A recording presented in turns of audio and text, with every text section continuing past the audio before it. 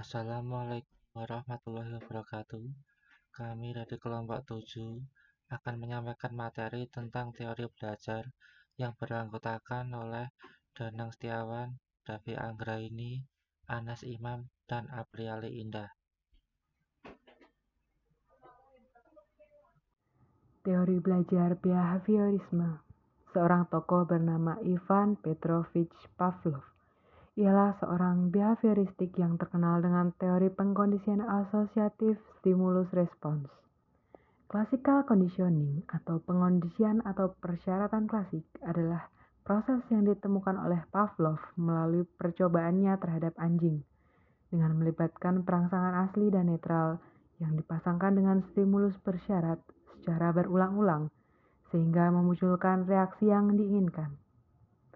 Secara singkat, dapat disimpulkan bahwa Pavlov beranggapan bahwa tingkah laku organisme dapat dibentuk melalui peraturan dan manipulasi lingkungan. Contoh perilaku teori behaviorisme di lingkup sekolah. Yang pertama adalah pembiasaan kepada peserta didik untuk selalu senyum salam sapa di lingkungan sekolah. Yang kedua, pembiasaan peserta didik dalam mencuci tangan sebelum dan sesudah makan. Pembiasaan peserta didik untuk berdoa sebelum makan. Pembiasaan peserta didik untuk membuang sampah sesuai dengan jenis dan atau kategori sampahnya. Selanjutnya, membiasakan peserta didik untuk menyanyikan lagu Indonesia Raya sebelum memulai pelajaran. Membiasakan peserta didik untuk melaksanakan budaya literasi 15 menit sebelum memulai pelajaran. Teori belajar sosial kognitif. Teori kognitif sosial dikemukakan oleh Albert Bandura. Bandura merumuskan teori belajar sosial dengan mengakomodasi kemampuan kognitif manusia dalam berpikir dan belajar melalui pengamatan sosial. Teori belajar sosial ini menjelaskan bagaimana kepribadian seseorang berkembang melalui proses pengamatan. Istilah yang terkenal dalam teori belajar sosial adalah modeling atau peniruan. Contoh penerapan teori belajar sosial kognitif. Yang pertama, meningkatkan pemahaman dan ingatan siswa melalui penggunaan video pembelajaran dan permainan dalam menyampaikan materi. 2. Meminta siswa untuk memberikan pendapat terkait materi pembelajaran yang telah dilakukan. Ketiga, mengatur setiap kelompok untuk presentasi dan mengajak kelompok lain untuk mengajukan pertanyaan. 4. Meminta siswa untuk merefleksikan pengalaman mereka melalui laporan harian tentang kegiatan apa saja yang mereka lakukan. Teori belajar konstruktivisme. Menurut Piaget, menekankan bahwa kecerdasan berawal dari proses mengorganisasikan dan mengadaptasi. Sedangkan Bodner 1986 mengartikan adaptasi sebagai kecenderungan bawaan dari seseorang anak untuk berinteraksi dengan lingkungannya. Dapat disimpulkan, belajar konstruktivisme adalah mengakui bahwa peserta didik akan dapat menginterpretasikan informasi ke dalam pikirannya hanya pada konteks pengalaman dan pengetahuan mereka sendiri, pada kebutuhan, latar belakang, dan minatnya. Dalam penerapannya, yang pertama, guru menggunakan data mentah, sumber utama, dan materi interaktif. Kemudian, proses pembelajaran yang menerapkan pendekatan konstruktivisme melibatkan para siswa dalam mengamati dan menganalisis fenomena alam di dalam dunia nyata. Guru membantu siswa untuk menghasilkan pemikiran tentang fenomena alam, contohnya gaya gravitasi, terjadinya siang dan malam, dan perubahan zat. Setelah pemberian materi, siswa diajak berdiskusi dan mempresentasikan setiap kelompok.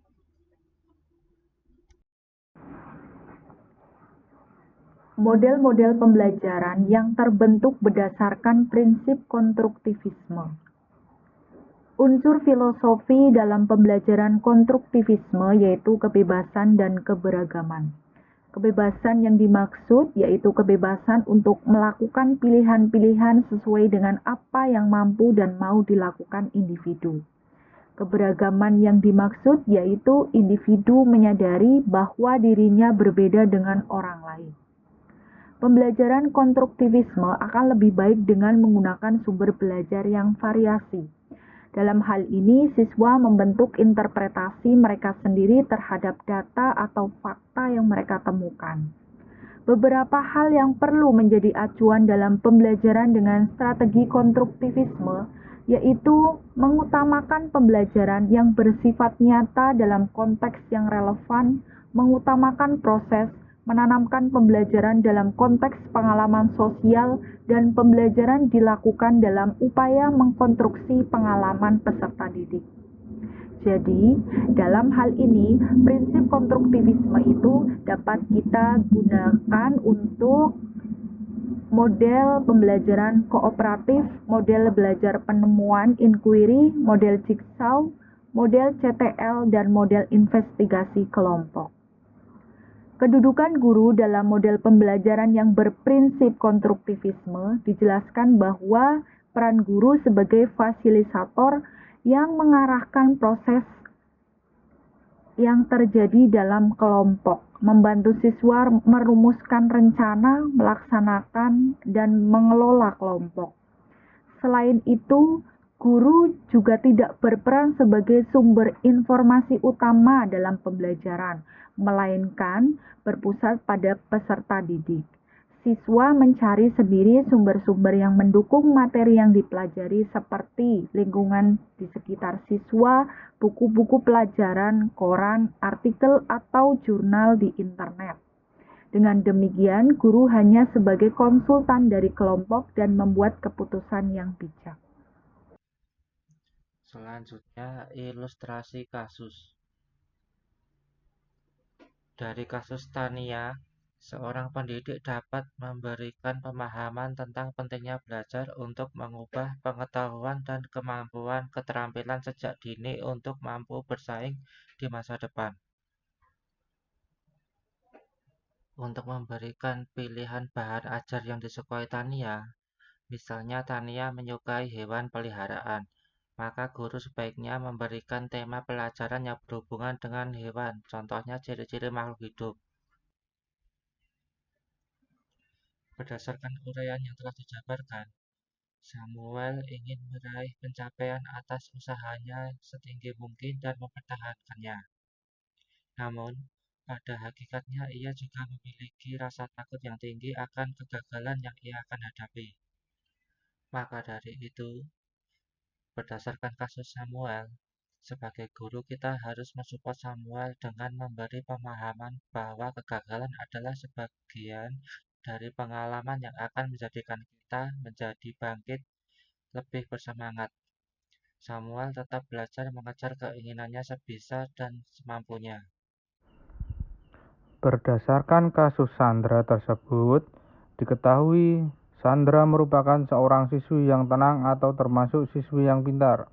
Namun, Sandra meremehkan keterampilan dan kemampuan teman-temannya. Dalam kasus tersebut, sebagai guru, kita harus memberikan pengertian bahwa semua murid memiliki kesempatan belajar yang sama, sehingga kemampuan yang dimiliki bisa ditingkatkan.